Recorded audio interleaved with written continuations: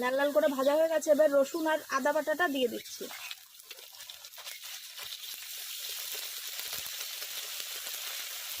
এবার এর মধ্যে দেবো লবণ, হলুদ,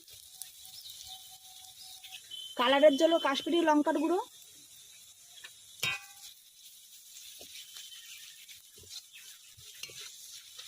এবার বেটে নেওয়া কাঠবাদামটা দিয়ে দিচ্ছি।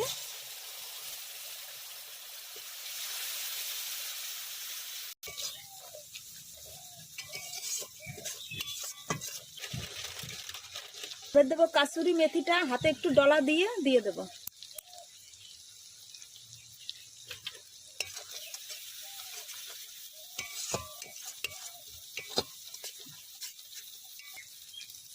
মশলা কষানো হয়ে গেছে, এবার ভেজে রাখা আলুগুলো দিয়ে দেবো।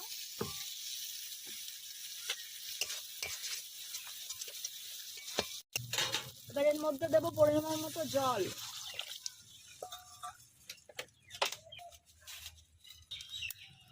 ঝোলটা ফুটে গেছে। এবার ওর মধ্যে আমি এই যে মেখে রেখেছিলাম ময়দাটা, দেখুন অনেকক্ষণ ঢেকে রেখে দিয়েছিলাম। এই ময়দাটাই এখন হাতের আকারে গোল গোল করে এর মধ্যে ছাড়বো।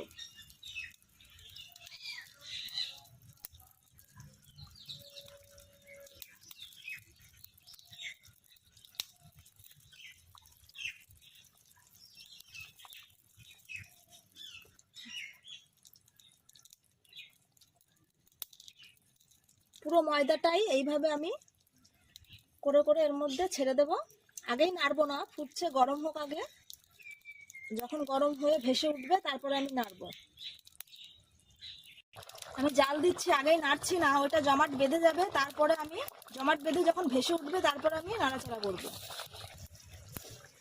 জমাট বেঁধে গেছে, ভেসে উঠেছে, দেখুন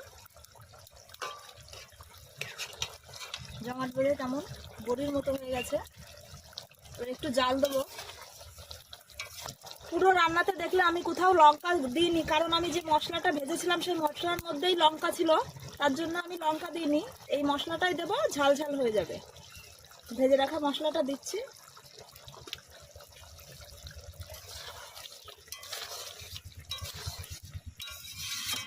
হয়ে এসেছে। এবার আমি দেবো গরম মশলা দিয়ে নামিয়ে নেব। ঠিক আছে আমাদের টপকা, এবার এটা নামিয়ে নেব।